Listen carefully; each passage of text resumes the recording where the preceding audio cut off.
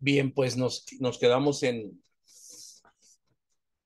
esta parte que hicimos un resumen de, las, de lo que es enseñanza en el Antiguo Testamento, de lo que es enseñanza o doctrina en el Nuevo Testamento, y nos pudimos dar cuenta que para nosotros poder practicar la enseñanza, pues tenemos que abrir la palabra de Dios y poder enseñarla, y poder participarle a los demás al respecto de esto, ¿no? Vamos a iniciar con nuestra presentación.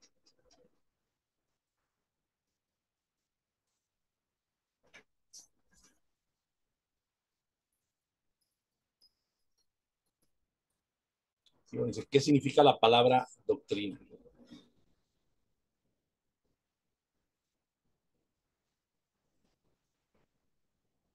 Y bueno, puede tener muchos significados. Puede ser un principio que guía las acciones de una persona o de toda una nación, como al hablar de una doctrina como la doctrina Monroe o como la doctrina comunista, pero también puede tener connotaciones negativas, es decir, de adoctrinación o de doctrinación. Doctrina sencillamente quiere decir enseñanza o instrucción. Sin embargo, como cualquier enseñanza o instrucción, las doctrinas pueden ser buenas o malas, liberadoras o esclavizantes, dignificantes o humillantes. La doctrina donde la doctrina desde la eclesialidad es enseñanza oficial de un cuerpo, en este caso la iglesia, y que le da forma, coherencia y distinción. Todos los cuerpos sociales implícita, implícita o explícitamente tienen doctrinas, porque sin ellos serían como una masa amorfa, sin identidad ni propósito. El depósito doctrinal lo constituye la iglesia. Y en ese sentido es que nosotros tendríamos que empezar a checar que la doctrina, la enseñanza, son parte de un pacto. Por lo tanto, nosotros no pudiéramos transmitir este pacto si no lo estamos comprendiendo en su verdadero sentido positivo, ¿no? Y nosotros podríamos distinguir entre que hay doctrinas y que hay adoctrinamiento. Que la cuestión puede ser de enseñanza o puede ser doctrinal, es decir, como de sometimiento. En ese sentido es que nosotros tendríamos que empezar a diferenciar entre una sana doctrina y una doctrina que solamente se está siguiendo por seguirse, ¿no?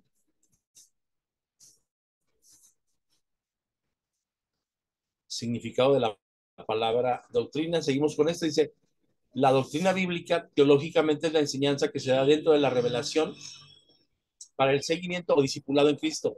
Desde el griego lo podemos contactar con la palabra didaquía, enseñanza o instrucción.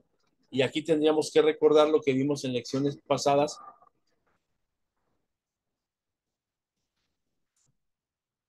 Nosotros tenemos una revelación, esa revelación divina, por lo tanto nosotros conocemos o nos hemos acercado a Dios desde la verdad de la iglesia de Dios.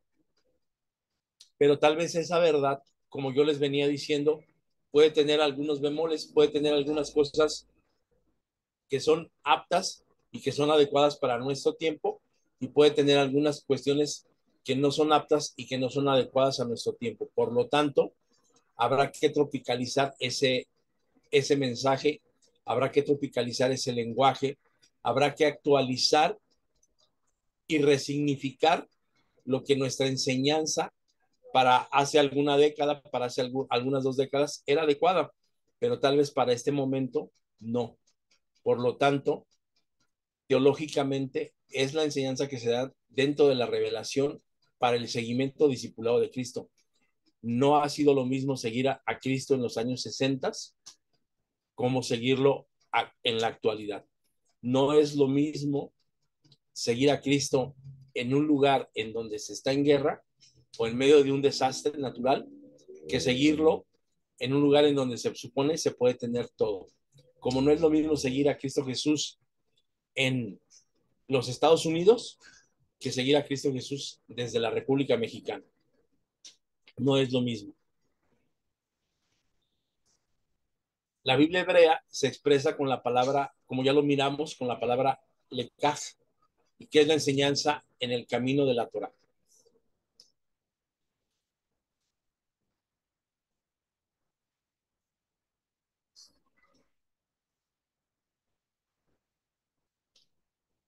Esta doctrina, por lo tanto, establece la revelación. Por tanto, básicamente hay dos tipos de doctrina, la eclesial y la bíblica. Y aquí yo quiero que pongas atención en esto. Hace un rato te lo dije, pero a lo mejor no te lo dije tan claro. La doctrina, es decir, la enseñanza bíblica, muy seguido es diferente a la doctrina eclesial. ¿Qué quiere decir esto? La palabra de Dios está escrita, está inspirada divinamente y es una verdad total y absoluta.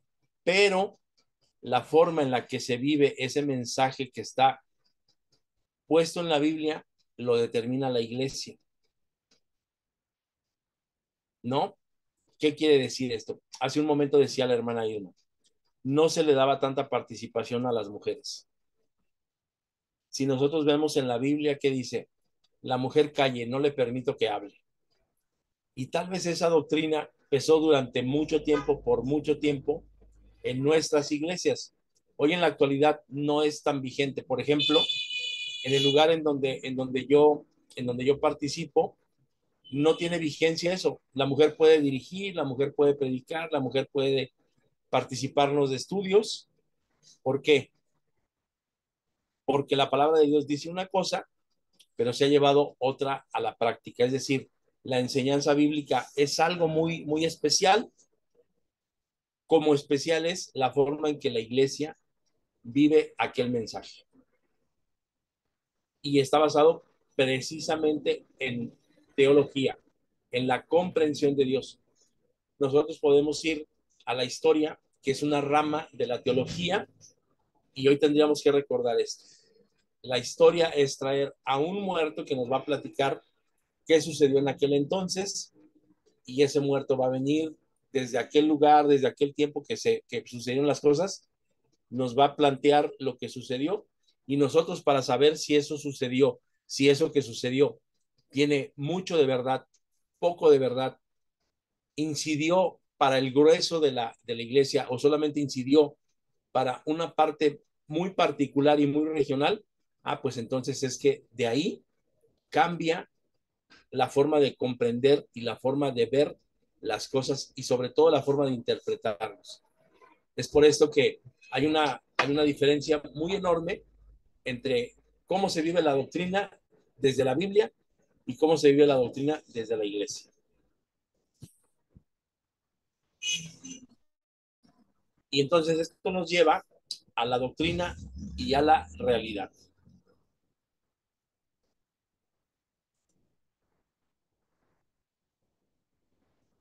Y aquí nosotros tenemos una imagen como que si la iglesia está al servicio del mundo. Y aquí yo te quiero preguntar si realmente la iglesia está al servicio del mundo o pasa como dicen los grandes pensadores.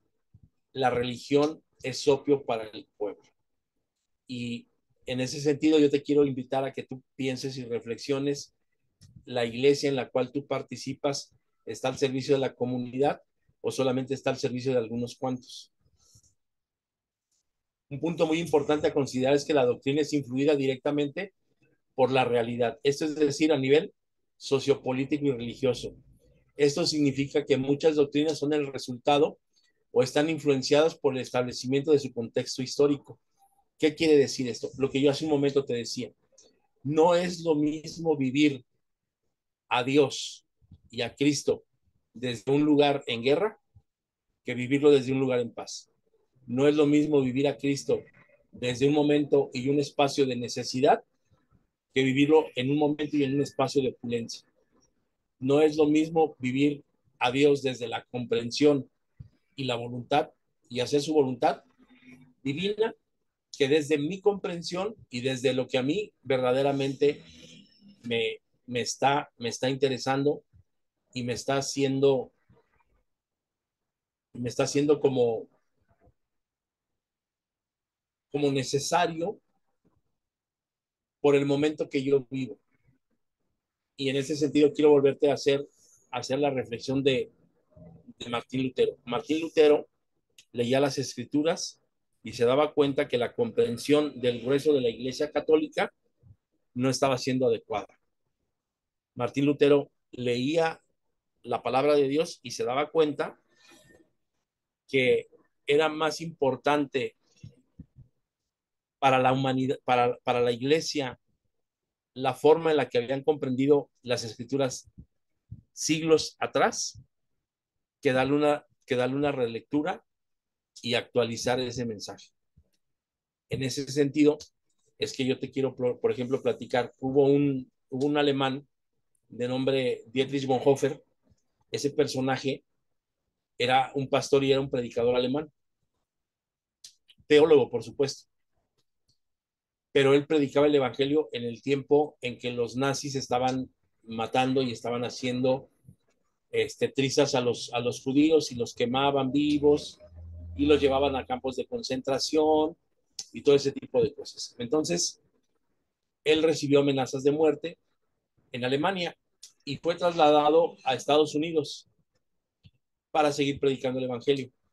Él llega a los Estados Unidos a la edad de 38 años y dice, en los Estados Unidos no necesitan con la urgencia que se necesita un Salvador como se necesita en Alemania, porque él predicaba contra la forma de gobierno, él predicaba contra el Kaiser, él predicaba contra el Kaiser, es decir, contra Hitler. Y en Estados Unidos no, en Estados Unidos toda la vida y dulzura, y él dijo, la forma en la que yo vivo a Cristo Jesús no es la más adecuada aquí en Estados Unidos. Regrésenme a Alemania. Y lo regresaron a Alemania. Y bueno, él fue muerto después de salir de decir un sermón en 1942 y tenía escasos 39, 40 años de vida. No es lo mismo vivir a Cristo con urgencia que vivirlo sin ella. Y nosotros nos podemos dar cuenta. Pablo vivió una realidad distinta a la que vivieron todos los apóstoles. A pesar de que los apóstoles estuvieron con Cristo Jesús, Pablo vivió una realidad distinta y comprendió a Cristo Jesús de manera distinta. Por lo tanto, nosotros hoy tenemos una comprensión de toda aquella teología que Pablo pudo haber tenido y nos compartió. Nosotros conocemos el Evangelio gracias a Pablo, porque él fue el principal promotor del cristianismo, porque él fue el principal promotor de la enseñanza del Evangelio, porque él fue el principal actor de la voluntad de Jesús. Entonces, la doctrina y la realidad son dos cosas que toman significado cuando se conjuntan.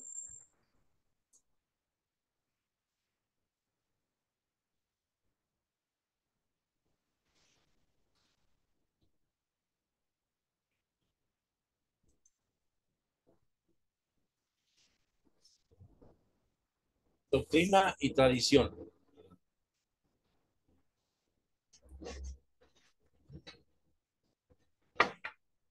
Dice esto. Si la iglesia no supera la brecha entre la realidad y la doctrina, Dios del cielo. Ya regresé. Si la iglesia no supera la brecha entre la realidad y la doctrina, surgirá el espiritualismo. Es decir, se va a vivir solamente por decir, tenemos el Espíritu de Dios y vamos a actuar en ese sentido, porque tenemos el Espíritu de Dios, pero realmente no se tiene. Lo que se tiene es una tradición. Pero también puede surgir esto, el fundamentalismo o la alineación fanática. No sé si ustedes conozcan, pero hay casos de líderes religiosos como David Koresh, o como el caso de Waco, Texas, o como el caso de algunos haitianos que han derivado en fanatismo y ha habido muertes colectivas o suicidios colectivos por causa de una creencia religiosa. Esto tiene que ver con fundamentalismo, esto tiene que ver con solamente nosotros poseemos el espíritu y tiene que ver sobre todo con un fanatismo religioso, que es lo que nosotros tendríamos que evitar al tener una doctrina mezclada con una tradición. Nosotros tenemos una doctrina, una enseñanza, sí, pero nuestra tradición tendría que estar basada en el Evangelio de los Apóstoles, en el Evangelio de Cristo Jesús. Y muchas veces la tradición que nosotros tenemos está basada en formas humanas. Es necesario distinguir doctrina de tradición. Tradición, costumbre o composición literaria, enseñanza, etcétera, que se comunica, se transmite y se mantiene de generación en generación. Eso es una tradición. La tradición es variable según el lugar. La doctrina es el fundamento de la fe de la iglesia. La tradición no lo es. Chequen esto. La doctrina, es decir, la enseñanza, es un fundamento de la fe. La tradición nunca nos va a dar fe. La tradición nos va a dar repetición, seguimiento. No sé si ustedes recuerden que en alguna parte de los profetas menores está escrito que dice, estoy cansado, pero dice, estoy hastiado de tus lunas nuevas, de tus sábados ceremoniales. Estoy hasta acá de esa tradición que tú tienes. Las tradiciones las hacemos nosotros. La doctrina, es decir, la enseñanza, surge de la realidad y de la Biblia. Tradición no es ley, aunque pudiera convertirse en ella, porque a final de cuentas, la tradición posteriormente es como la base de una ley, ¿no? Pero en el caso de la doctrina, no tendría que ser así. Perdón, en el caso de la vivencia religiosa, no tendría que convertirse en una ley. No debemos confundirla con doctrina. Ojo, tradición es desigual a ser doctrina.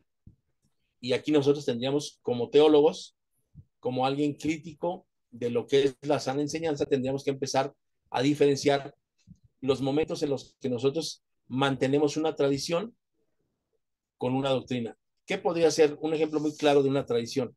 Si no llegas a tiempo a la iglesia, nosotros lo llevamos a veces al ámbito de la doctrina. Y llegar puntual a la iglesia, llegar temprano a la iglesia, asistir cada sábado es más una tradición que una sana enseñanza. No trajo el velo la hermana, tiene que ver más con una tradición que con una sana doctrina. Estamos hablando a nivel catedrático, no estamos hablando de fundamentos de fe, ni estamos haciendo una crítica al diario vivir de la iglesia, pero sí tenemos que diferenciar entre lo que es una tradición de lo que es una doctrina. La doctrina eclesial puede cambiarse. Chequen esto. La doctrina eclesial puede cambiarse. La tradición, más que puede, aquí tendría que ser, debe eliminarse.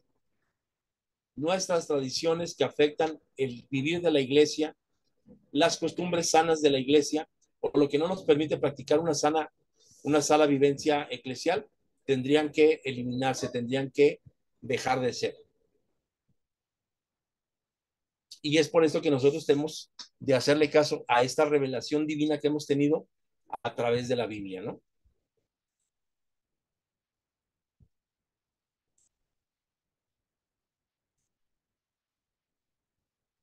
Doctrina y teología.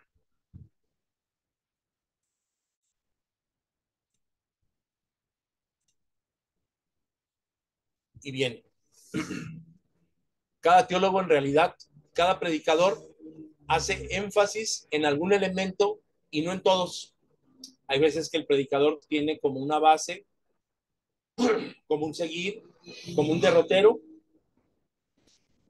y según su propio entendimiento de las escrituras. Casi todos los teólogos protestantes han aceptado la doctrina de que no somos salvos por las buenas obras, sino por la fe en Jesucristo.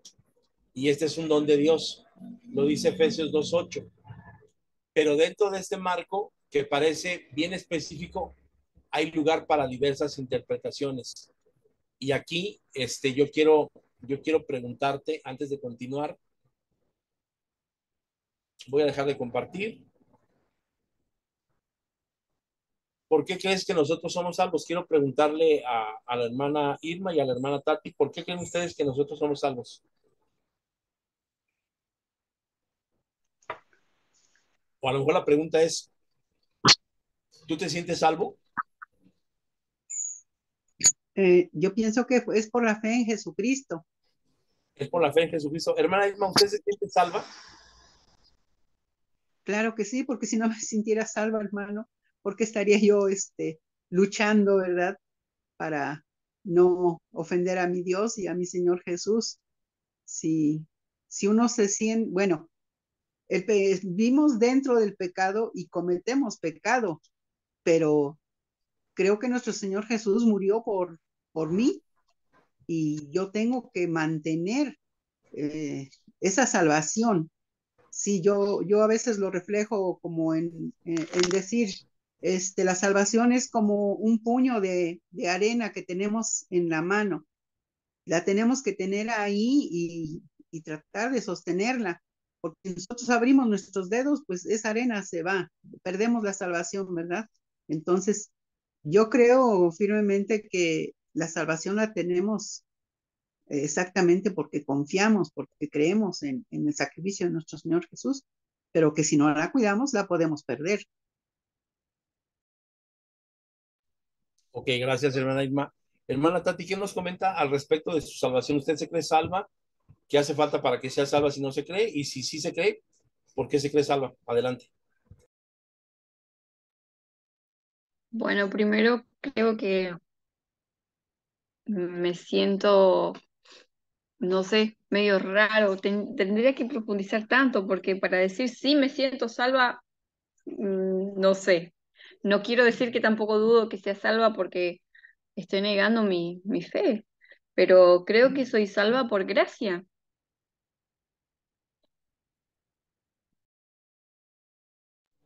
Exactamente.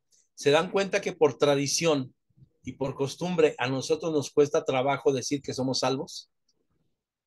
El, el sacrificio de Cristo Jesús, suficiente, magnífico, enormemente magnánimo, nos hace salvos.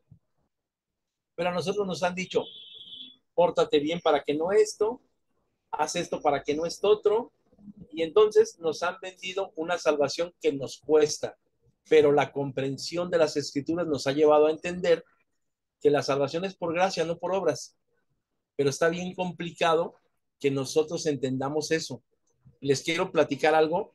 Hace muchos años me sucedió, alguien, bueno, yo trabajaba vendiendo camionetas de lujo y esas camionetas de lujo, la gran parte de esas camionetas de lujo se hacían a mano. Es decir, se compraba una camioneta y después todas las vestiduras, todos los asientos, todo lo que tenía que, todo lo que llevaba la camioneta se hacía a mano. Y, y el dueño de ese negocio me dijo, Rodolfo, vamos al estacionamiento. Te quiero regalar una camioneta. Y entonces yo dije, ¿cómo? Y traía aquí en sus manos las llaves y me dijo, de las 4 camionetas que hay ahí, ¿cuál te gusta? Y yo le dije, pues la negra. Se agarró las llaves de la camioneta negra y me dijo, ten, va a ser tuya cuando tú te des cuenta todo lo que vales. Porque yo no aceptaba que era líder, yo no aceptaba que era buena persona, yo no aceptaba que podía influir favorablemente en mis compañeros y eso es algo natural que yo tengo, pero yo no lo aceptaba.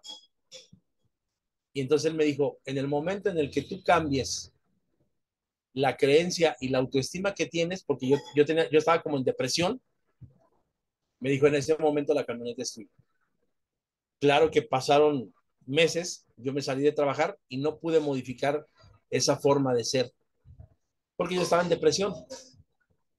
Les quiero comentar que el sacrificio de Cristo Jesús nos hace salvos por gracia. Y tú y yo y todos somos salvos por gracia, pero no nos la creemos. Y al no creernos esto, no podemos contagiar a otro de esa salvación por gracia. Quiero volver a platicarles algo. Está siendo crucificado nuestro Salvador y está crucificado y de un lado hay uno, hay otro crucificado y del otro lado hay otro. Uno se está mofando y le dice, si verdaderamente este fuera el Hijo de Dios, se salvaría a sí mismo. ¿Por qué le dices que se acuerde de ti cuando esté en el paraíso? Porque el otro le dijo, acuérdate de mí cuando estés en el paraíso. Y Jesús le dijo, desde hoy estarás conmigo. ¿Por qué estaba siendo crucificado? Porque había cometido ilícitos. Los peores ilícitos, porque ese día se soltaba a los peores criminales. Perdón, ese día se soltaba a un criminal, pero también se colgaba a los peores. Entonces uno de ellos se arrepiente. Y aquí te quiero comentar algo. Nuestra tradición es, si va a la iglesia se salva, si diezma se salva, si ora por los enfermos, por los necesitados se salva, si da ofrenda se salva, si llega temprano se salva. Pero yo te quiero preguntar, ¿cuántas veces fue a la iglesia ese personaje que estaba crucificado? ¿Cuántas veces oró? Solamente necesitó algo, arrepentirse y entregar su corazón. Y nosotros, a veces, por la tradición y por la costumbre, no hemos entregado nuestro corazón. No nos hemos, o sea, sí estamos arrepentidos, pero creemos que tenemos que ser muy buenos. Creemos que tenemos que ser como robotitos.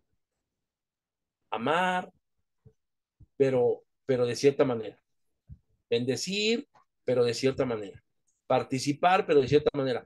Cuando nosotros tenemos libertad en Cristo Jesús, hace un momento por eso les decía, Dios da la riqueza y a esta no le añade tristeza.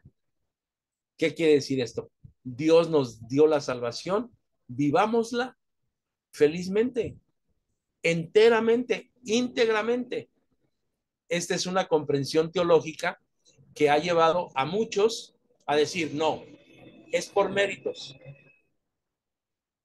Por eso los alemanes del tiempo de Lutero decían, hay que vender las indulgencias para ser salvos, para que no se queden atrapados en el purgatorio.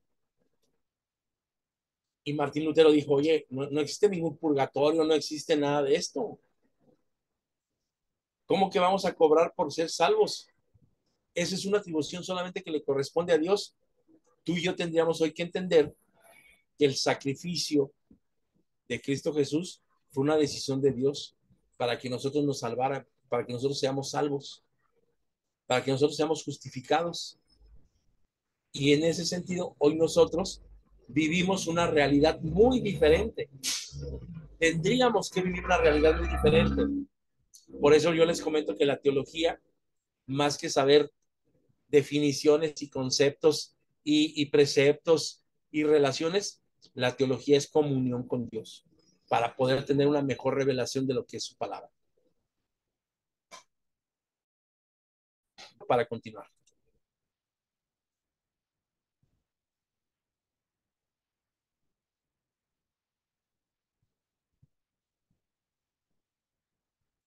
Muy interesante, mi hermano, muy interesante. Mm, Esto es hermoso porque, bueno, yo entiendo que sí hay que, bueno, le decía yo que yo sí creo que soy salva, que Cristo murió por mí, aún desde, sin que yo existiera, sin que mis padres, abuelos y tatarabuelos existieran, Cristo murió por mí, pero que también dentro de ese sacrificio yo tengo el compromiso de servir a mi Señor Jesús, a mi Dios también, lo más acercado, ¿verdad? A lo que Él fue. O sea, no tengo la libertad de, bueno, tengo la libertad de hacer lo que quiera, pero no debo de hacer lo que yo quiera, porque pues entonces no podría yo testificar de que Cristo me ha hecho salva si yo soy como toda la gente común. Exacto. Y miren, aquí les vuelvo a comentar, esto tiene que ver, gracias por su comentario, hermana Irma, esto tiene que ver con lo que a nosotros nos han enseñado, no con lo que nosotros hemos comprendido. Y la teología tiene que ver con esto, comprender nuestra fe, comprender ahora sí con razón la fe que nosotros tenemos. ¿Por qué? Porque más allá, digo, yo respeto y no tengo ningún problema con que usted diga, mi compromiso con Dios es este o esta. No, no, no. Eso es parte de tu vivencia, eso es parte de nuestra vivencia, pero hay gente que dice, muéstrame tu fe sin obras y yo te voy a mostrar mis obras sin fe. Claro que eso es parte del compromiso. Yo tengo fe en Cristo Jesús, por lo tanto, obro como si fuese el mismísimo Cristo Jesús. Ejemplo os di para que como yo hice, vosotros también hagáis. Aprended de mí que soy manso y humilde de corazón. Eso son obras derivadas de la fe. Pero no significa que tendríamos que hacerlas forzosamente para ser salvos. Nosotros somos salvos por la sola gracia, por la sola gracia, que nuestro compromiso, dame, hijo mío, tu corazón, que ese compromiso nos lleve a profesar la doctrina de los apóstoles es perfectamente válido. Pero de que tendríamos que hacer algo para alcanzar la salvación, no tenemos que hacer nada.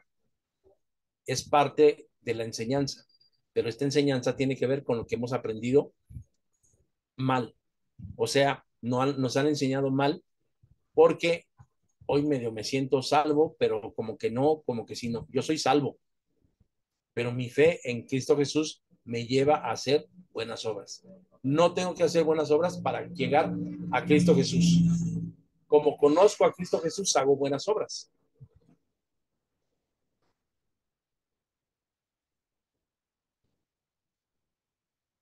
Se trabó esto, déjenme salir para volver a compartir porque se trabó la...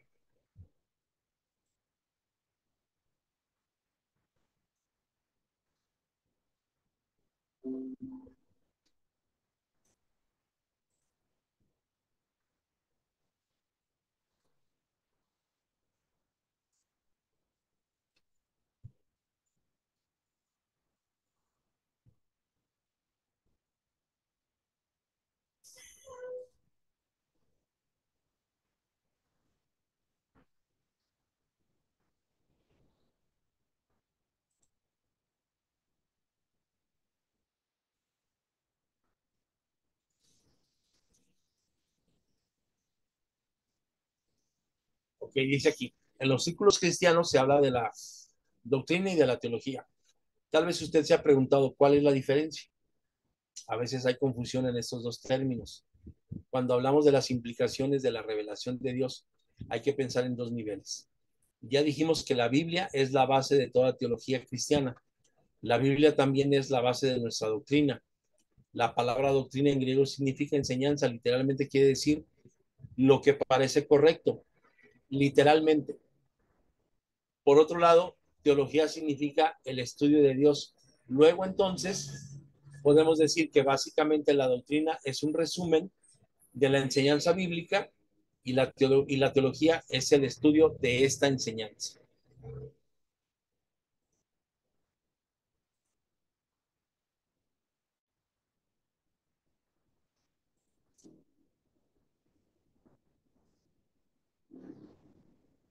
Y aquí nosotros podríamos decir e inferir lo importante del papel interpretativo de la teología se puede ver en el debate que hay entre el liberalismo y el fundamentalismo.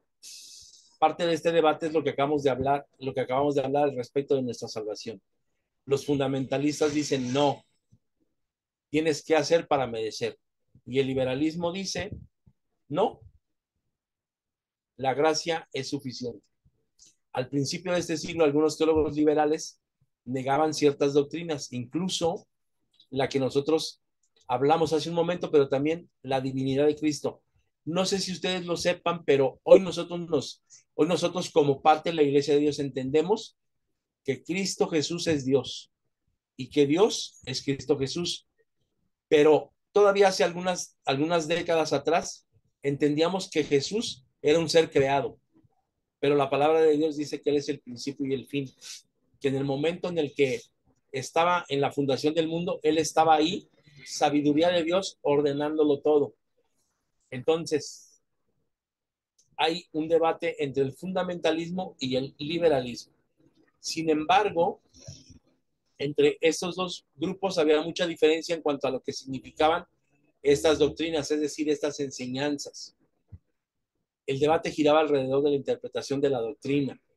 Algunos teólogos de postura liberal aceptaban los credos de la Reforma del siglo XVI, pero las interpretaban de una manera distinta, y los fundamentalistas se oponían a la interpretación de los liberales. Este fue el debate teológico. Cuando explicamos lo que significa lo que creemos, ya hemos entrado en el campo de la teología. ¿Sí se dan cuenta? No sé si a ti te ha pasado que participas en alguna escuela, que participas de algún estudio como este momento, y tú libremente puedes expresar lo que piensas, lo que sientes, lo que comprendes.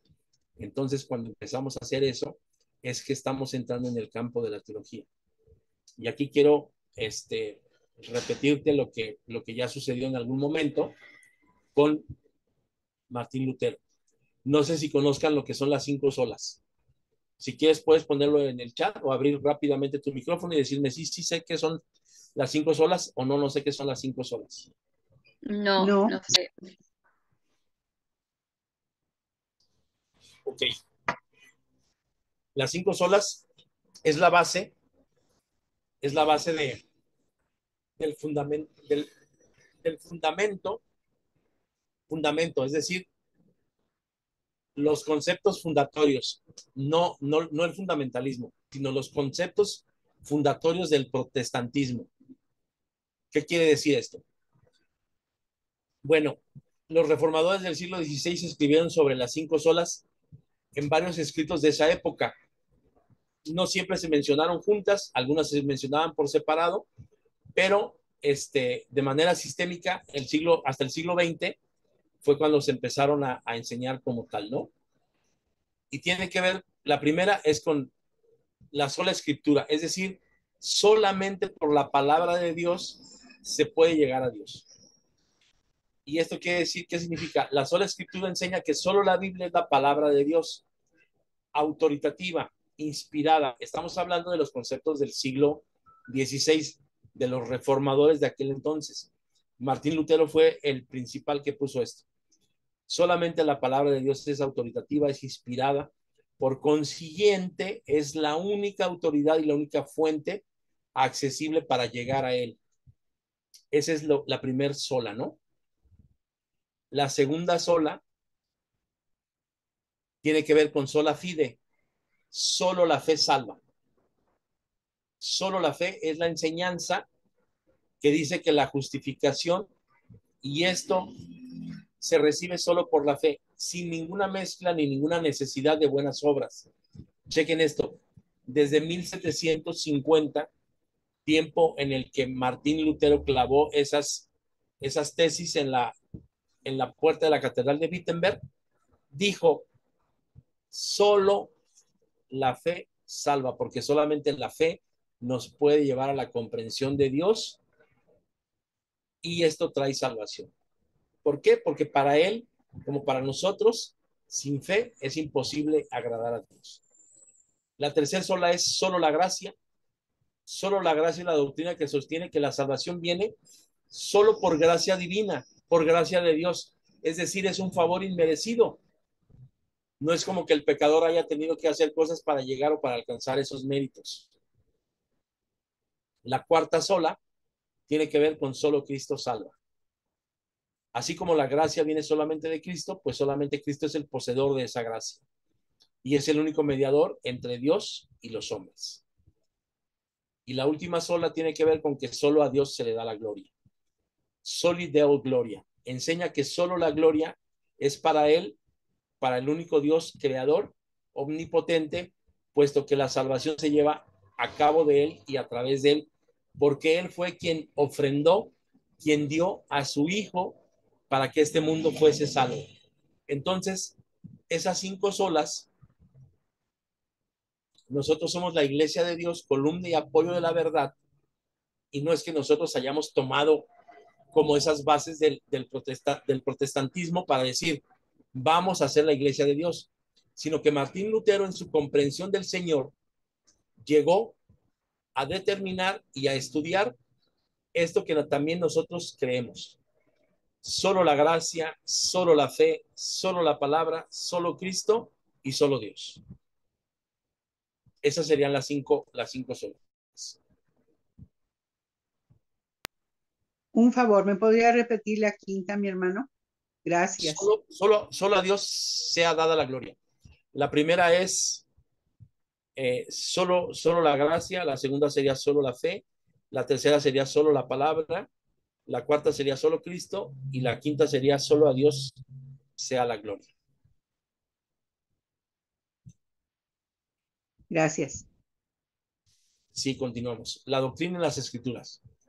La teología es sencillamente el pensamiento organizado acerca de Dios. Y lo acabamos de ver, ¿no? La palabra de Dios, solo la palabra, nos revela la voluntad de Dios. Solo por fe se llega a Cristo Jesús. Solo por gracia somos salvos. Solamente Jesús es el poseedor de esa gracia para hacernos salvos. Y esta salvación se debe solo al Padre.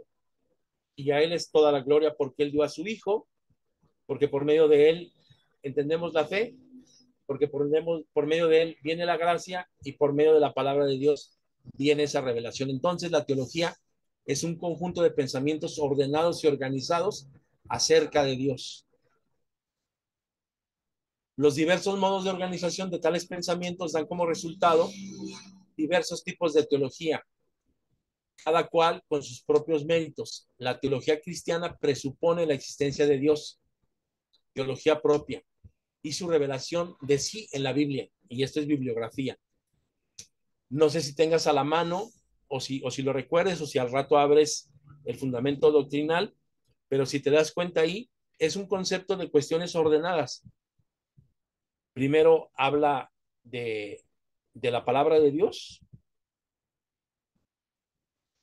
después habla del creyente, después habla del Hijo, y así nos vamos sucesivamente, y todo lo que nosotros tenemos en nuestro fundamento doctrinal es un concepto ordenado y organizado de lo que Dios representa para la iglesia.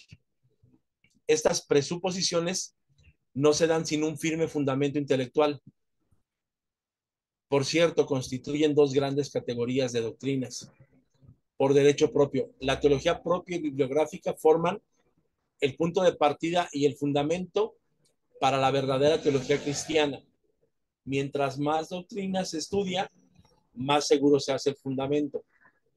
Pero hay algunas presuposiciones necesarias si el estudiante de las escrituras va a principiar correctamente. Un adagio dice, un buen comienzo es la mitad de la tarea.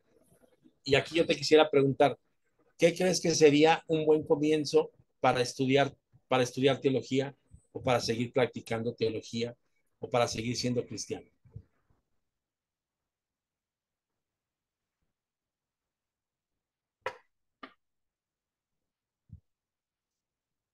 Hablamos de las 5 solas y no dijimos que solamente eso cree la palabra, eso cree la iglesia. Son bases que hemos tomado, pero el Espíritu de Dios, ese poder de Dios actuando en medio de nosotros, tendría que ser la base de un buen principio. Y dice aquí que un buen principio es la mitad de la tarea. Si nosotros todas las veces que nos vamos a acercar a la Biblia pedimos la presencia y la mediación del Espíritu Santo, las cosas van a ser más sencillas. En los Hechos de los Apóstoles está narrado esto. Dice la palabra de Dios que Cristo Jesús dijo, les conviene que me vaya para que quede con ustedes el Consolador, el cual les va a recordar todas las cosas.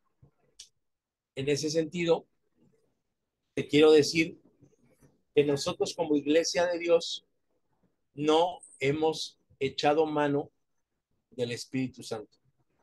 Generalmente nosotros nos quedamos en esto, que tiene que ver con la comprensión de las cosas. Dice, estos presupuestos no se dan sin un firme fundamento intelectual. Estamos hablando de ciencia, de teología, pero si nosotros basamos este fundamento intelectual en la presencia del Espíritu Santo en nuestras vidas, esto va a ser un mejor principio. La doctrina es la suma o descripción de la verdad que se encuentra en la Biblia. La teología es el proceso de llegar a esa doctrina. Los principales modos de enfocar el estudio de la teología son la teología bíblica, la teología histórica, la teología sistémica y la teología práctica. Entonces, el tip de esta lámina es que nosotros hemos de poseer, no hemos de poseer, nosotros poseemos el Espíritu de Dios, lo que no hacemos es usarlo.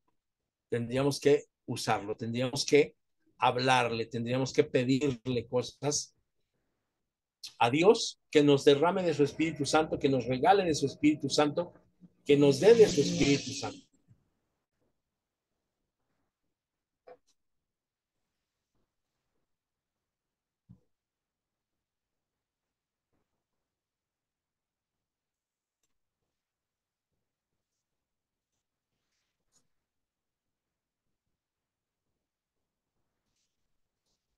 Bien, pues solo como recuerdo, hasta ahorita hemos visto que Lecaj es doctrina, esto es una tradición oral, como bien decíamos al principio. Didaje es enseñanza y la enseñanza es una instrucción y didascalia es la práctica de esta enseñanza.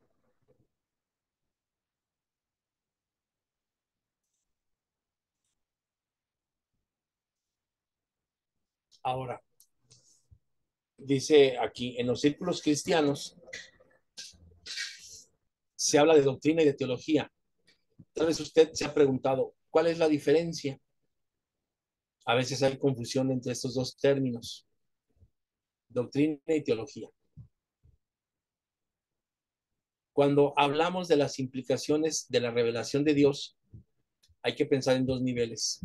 Ya dijimos que la Biblia es la base de la teología cristiana, la Biblia también es la base de nuestra doctrina. La palabra doctrina en griego significa enseñanza, literalmente quiere decir lo que parece correcto. Por otro lado, teología significa el estudio de Dios. Ok. Jesucristo es el Señor, entendemos que es la confesión de fe más conocida en el credo apostólico, que se originó en la iglesia primitiva. Pero además de confesar nuestra fe, tenemos que interpretarla. Por ejemplo, todos los evangélicos aceptaron la doctrina de la justificación por la fe. Es a saber que somos salvos por nuestra fe en Jesucristo y no por obras que hacemos. Pero si leemos lo que los grandes teólogos han escrito sobre esta doctrina, veremos que hay diferentes interpretaciones y le dan diferentes significados. Ya lo vimos hace un momento y lo volvemos a recordar, ¿no? En ese sentido, nosotros tendríamos que empezar a buscar una significación y una resignificación de lo que para nosotros es teología y es enseñanza.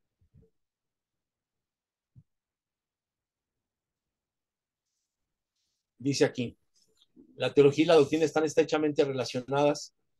La teología se ocupa del estudio y la interpretación de las creencias religiosas, mientras que la doctrina se refiere a los principios y enseñanzas específicas que una religión o denominación sostiene como verdaderas. La teología ayuda a fundamentar y desarrollar la doctrina de una tradición religiosa. ¿Por qué pongo aquí esta tablilla de escritura cuneiforme? Bueno, porque yo te quiero recordar que la escritura no se descubrió, es decir, la escritura y el lenguaje, esto que nos diferencia del resto de la creación, sino en 4 milenios antes de Cristo Jesús, apenas se empezaba a tener un alfabeto y la gente apenas empezaba a dejar este tipo de grabados cuneiformes sobre tablillas, sobre situaciones sobre tablillas que hacían que esta tradición, que hasta ese momento era escrita, se empezara a hacer escrita, o al menos se dejaba impresa de alguna manera, aunque sea en tablillas, ¿no? A nosotros nos ha llegado por medio de la escritura, en diferentes materiales, el conocimiento. Primero en piedra, después en papiros, posteriormente en maderas, en tablillas de cera, y finalmente, antes de que llegara la escritura así como la conocemos hoy nosotros, se esculpía en plomo, ¿no? Para saber ciertas cosas. Esta sería la lección de esta mañana. Y pues bien, entramos en el espacio de las preguntas y de las respuestas. Si hay alguna pregunta, si hay alguna observación, si hay algo que no haya quedado claro, lo podemos repetir, y estamos precisamente en este momento. Adelante, hermana Irma.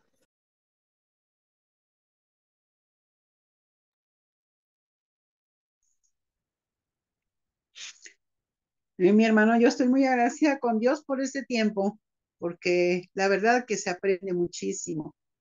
Yo en mi participación en cuanto a mi testimonio, decía yo que yo siempre creí que solamente existía Dios.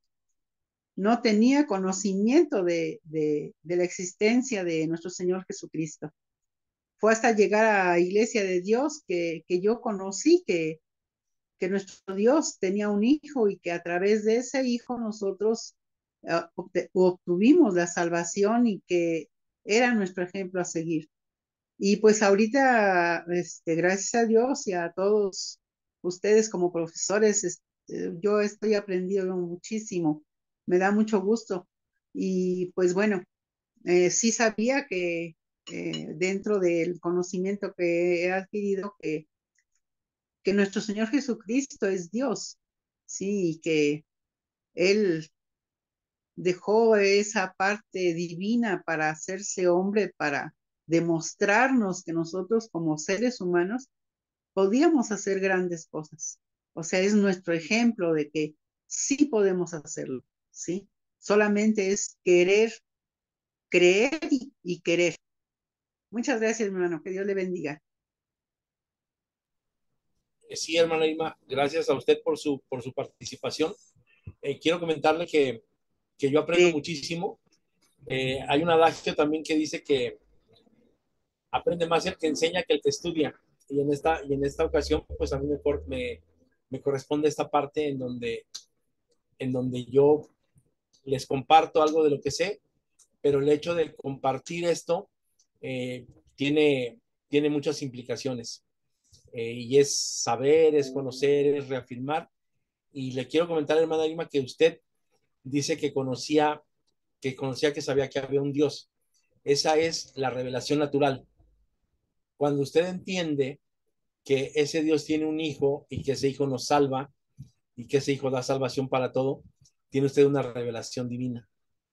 Ahora que usted comprende eso, está haciendo su propia teología, y esto nos va a llevar más fácilmente al conocimiento. Nos va a llevar más fácilmente al conocimiento. Y en ese sentido yo les quiero hacer una pregunta, porque teologizar también implica preguntarse cosas. Cuando Cristo Jesús entrega su vida por nosotros en la cruz, y basado esto en esto que se humanizó, que dice nuestra hermana Irma, que el Señor dejó su trono, se humaniza y viene al mundo, ¿Cristo Jesús murió hombre o murió Dios? en el momento de la cruz. No me tienen que contestar correctamente, me tienen que contestar lo que ustedes comprenden. Murió hombre. Murió hombre. Hermana Irma, ¿qué Sí, dice? sí, sí, murió como ser humano, sí, Exacto, pero resucitó nuevamente con su esencia, ¿verdad? Para demostrarnos lo que él había logrado, vencer a la muerte y que si nosotros aceptamos y creemos y actuamos, podemos también alcanzar esa resurrección. exacto, para allá iba. La otra pregunta es, cuando Él resucita, ¿resucita hombre o resucita Dios? Y resucita hombre, resucita humano. ¿Por qué? Porque entonces significa que nosotros no podríamos ser Dios para resucitar. Y ahí nos quedaríamos. Entonces todo esto se hace desde ser humano. Y ahí es en donde se produce un acto humano divino muy grande. ¿Por qué? Porque el Señor va a tocar esta humanidad para resucitar. Pero desde esta humanidad se puede vencer el pecado. ¿Cómo? A través de la sangre preciosa de Cristo Jesús. Adelante, hermana Tati, si tuviera algún comentario al respecto de esta lección. Sí, me parece muy buena hasta ahora la materia que hemos venido estudiando, todo muy lindo, pero en realidad llegar hasta este punto de la teología y que la teología es estudiar la palabra de Dios, todo eso para profundizar me parece excelente y que nos va a ayudar mucho a mí en especial para mi crecimiento con mi comunión con Dios. Muchas gracias.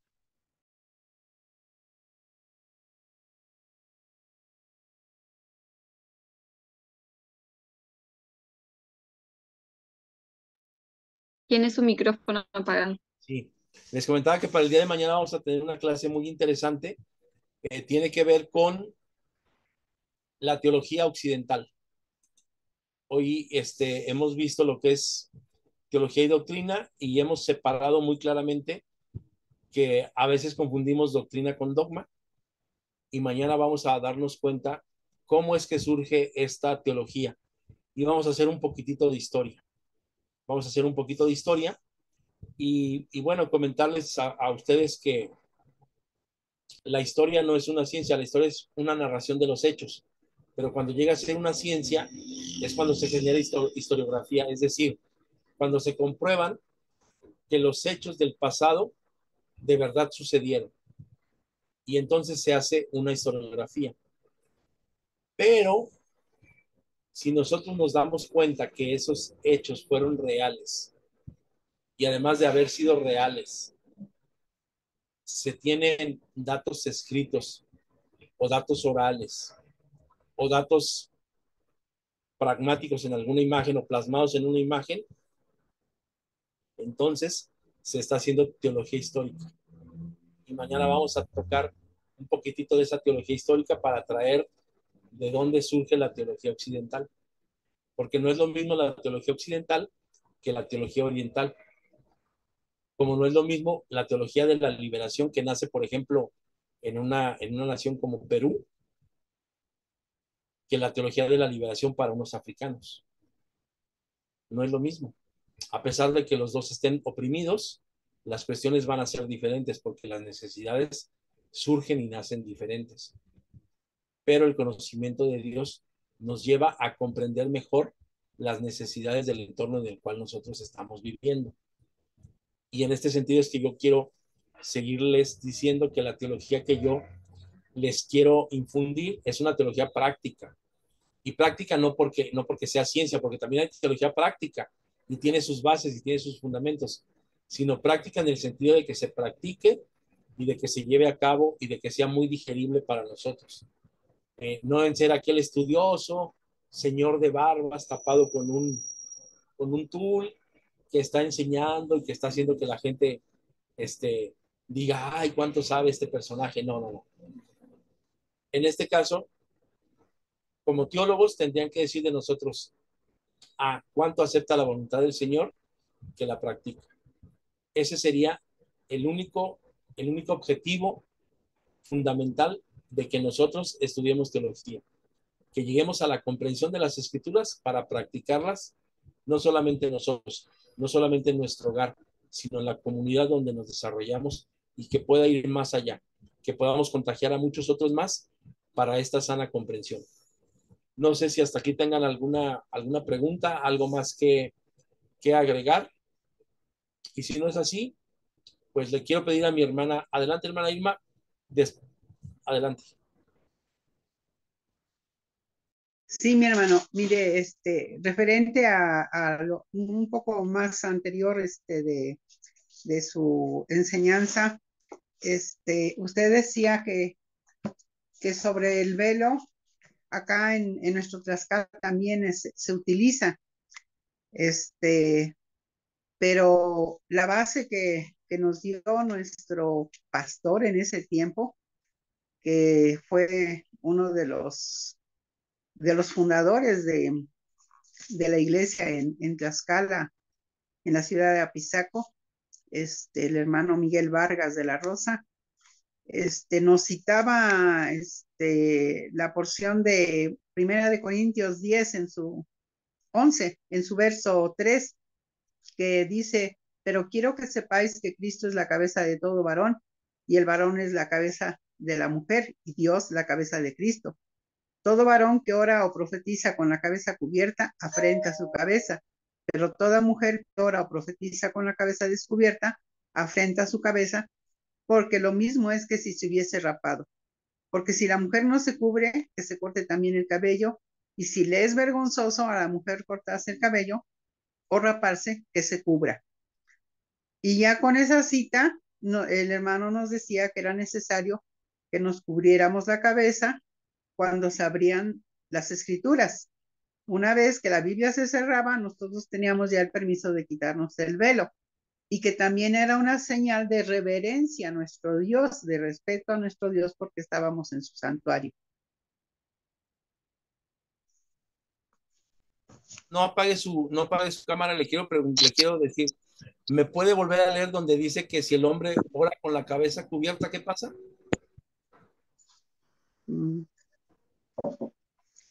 Ay, perdón, es que se me seca mucho la boca. Sí, no se preocupe, hermano. Dice, todo varón que ora o profetiza con la cabeza cubierta afrenta su cabeza. Vamos a detenernos ahí. ¿Usted ha visto algún rabino leer las escrituras?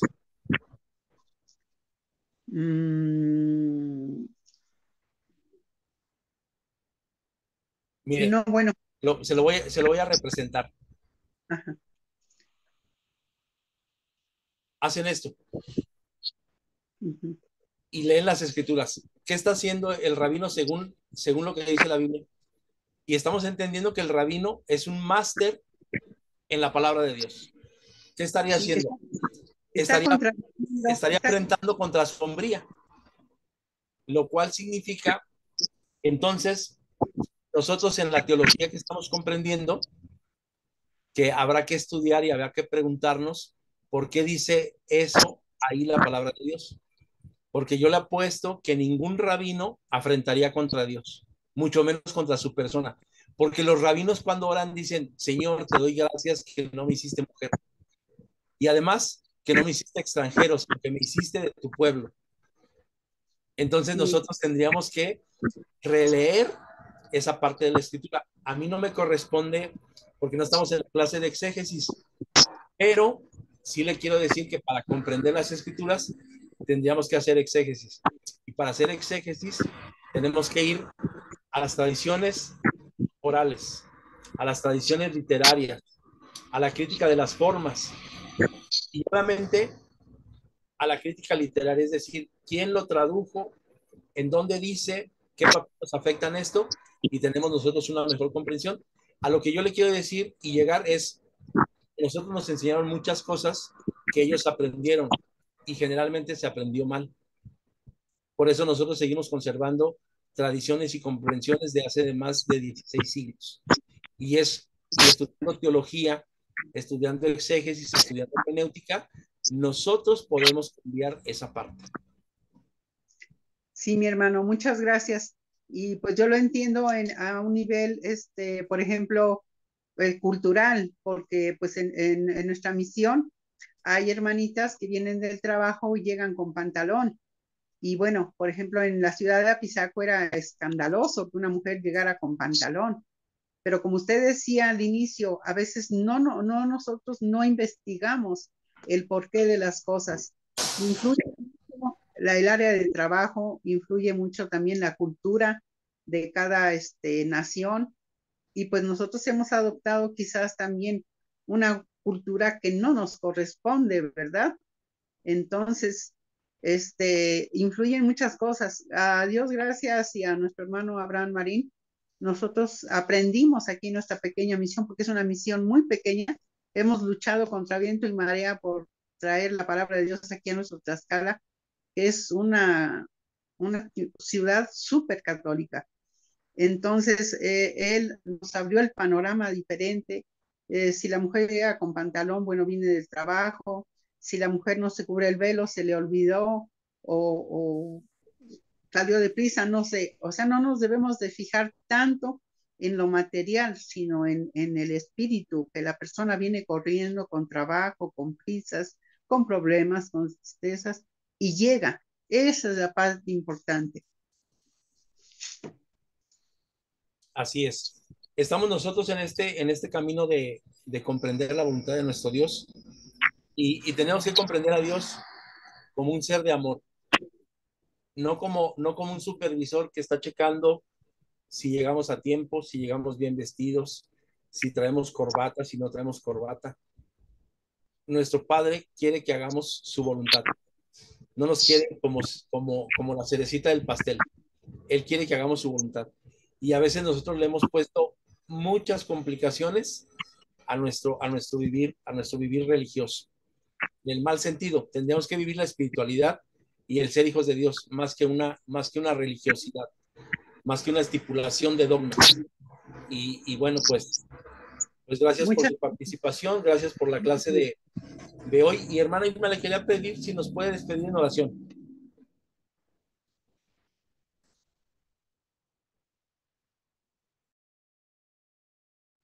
Vamos a orar.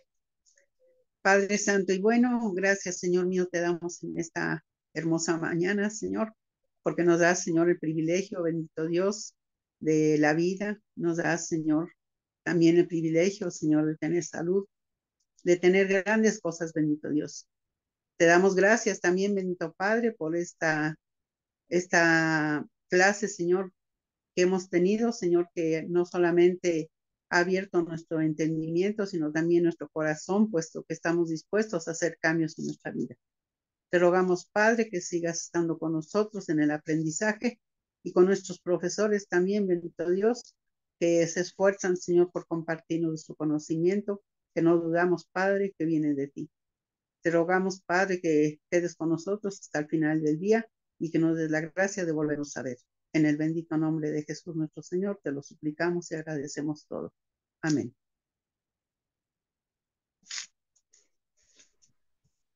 Que el Señor nos bendiga este día. Pasa a ustedes. A vos, Igualmente, Padre, paz. bendiciones.